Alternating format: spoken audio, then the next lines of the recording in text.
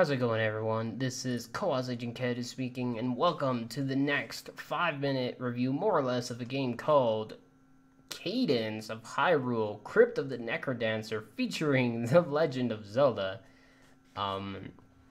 This game was made by the exact same people that made Crypt of the Necrodancer, hence why it's in the title of the game.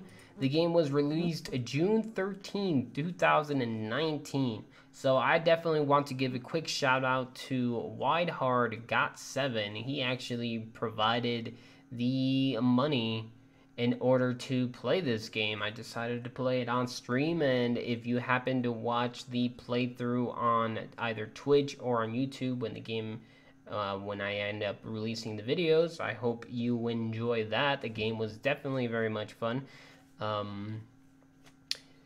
The game was developed by Brace Yourself Games. This game is obviously released for the Nintendo Switch. With that, obviously, just if you have ever played the original Crypt of the Necrodancer, it has amazing music. So this game definitely has fantastic music to boot. The art style is so good. There's so many like Easter eggs or just things that remind you of obviously other Zelda games, like the bosses you get to fight. Some of them are from the N64 era. Some of them are from Link to the Past. The sound or some sound effects or music can definitely remind you from games from Link to the Past. It has like a beach section that could easily remind you of Link's Awakening for the Game Boy and Game Boy Color. So if you're a fan of Legend of Zelda games or keep to the beat games, I guess you can say, you'll definitely enjoy this game. This game is worth $25. So the one bad thing or a bad thing about this game is the amount that you would need to buy. You would need to pay for the game. It is worth $25. I ended up beating this game in less than 9 hours, but when it comes to character choices, you have the choice to either play as Link or Zelda. I won't go into spoilers, so as of right now, it's just those two characters.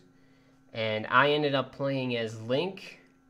Both characters can do different things, but essentially they, you just go through the game and, beat it. Anytime you die, all of your surrounding actually ends up changing.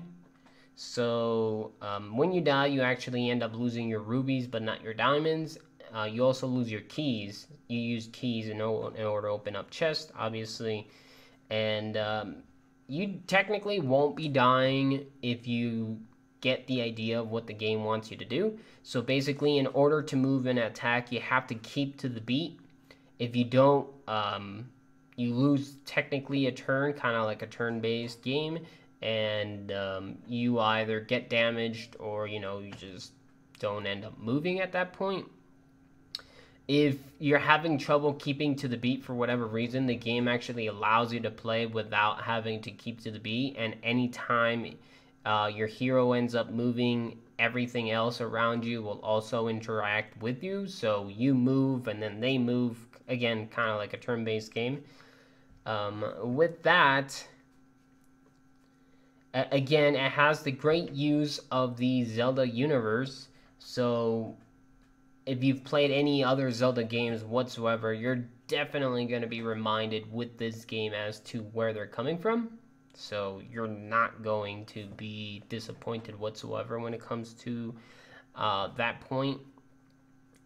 And the only problem that I had with the game is I was quote-unquote trying to get 100% in it, and I was not able to do that. I'm not sure if I was just bad or didn't realize some things or what, but I was not able to get my full hearts. So you have hearts as damage as your hit points.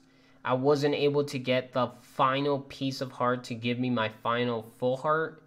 Not sure why. I had a talisman or whatever the heck they call it in order to see where all the heart pieces were located in the map, and the one that I was missing wasn't shown in the minimap, so not really sure why. Not only that, but I'm pretty sure I was missing one bottle out of 3, and I don't know where that one was either.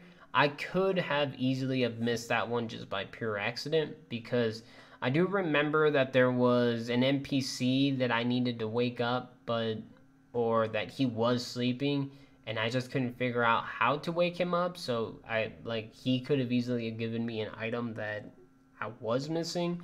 And again, I just wasn't able to complete my entire inventory of items by the time I ended up beating the game. So I'm not sure if that was just me being bad, or the game just not spawning the things that I had been missing. But other than that, if you're not really interested in picking every single item up, obviously, you're not going to have any problems with it. Not only that, but again, you're not going to have trouble beating the game. The game's always going to give you, or at least for me, a chance to beat the game without having to pick every single thing up. Except, obviously, when it comes to completionist, picking everything up is kind of cool. But yeah, that's about it. That's the only negative, was for whatever reason or another, all the items didn't seem to spawn. You're definitely going to enjoy this game if you love anything that deals with music or Zelda. It's really all I can really say without having to spoil anything. I did end up doing a playthrough of this again, and I will be releasing the playthrough on YouTube eventually, but the game's just amazing. The goal is basically you're trying to figure out why Cadence has fallen into the world of the Legend of Zelda, or the Zelda universe, as I like to call it. And you have to defeat 4 bosses in order to go and defeat Ganon. It's just amazing. Again, the game is worth $25. I did end up beating the game in less than 10.